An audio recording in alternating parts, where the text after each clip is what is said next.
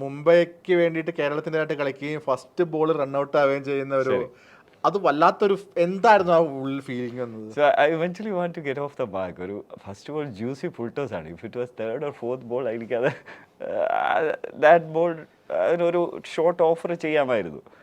I just wanted to get off the mark. അതിൻ്റെ basically ഞാൻ അതിന് ഓടാൻ കാരണം അത് എൻ്റെ മിസ്റ്റേക്കാണ്, my brain fade movement. But still ആ നോൺ സ്ട്രൈക്കർ എൻഡിൽ നിന്ന് സാക്കിബ് സലീം എന്ന് പറഞ്ഞാൽ ഈസ് എ സ്പ്രിൻറ്റർ.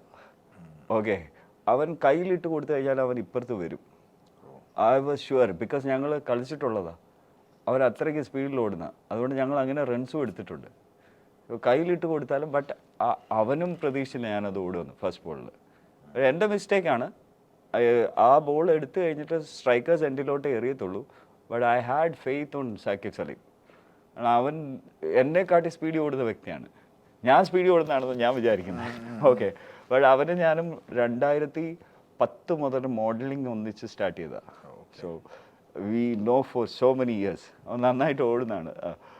ഞാൻ വിചാരിച്ചു അവൻ വരുമെന്ന് വിചാരിച്ചു, പക്ഷെ അതെൻ്റെ മിസ്റ്റേക്കായിരുന്നു. വരുമെന്ന് വിചാരിക്കരുതായിരുന്നു. അവൻ്റെ വിക്കറ്റിന് എന്താണെങ്കിലും അതൊരു 50-50 ചാൻസസാണ്.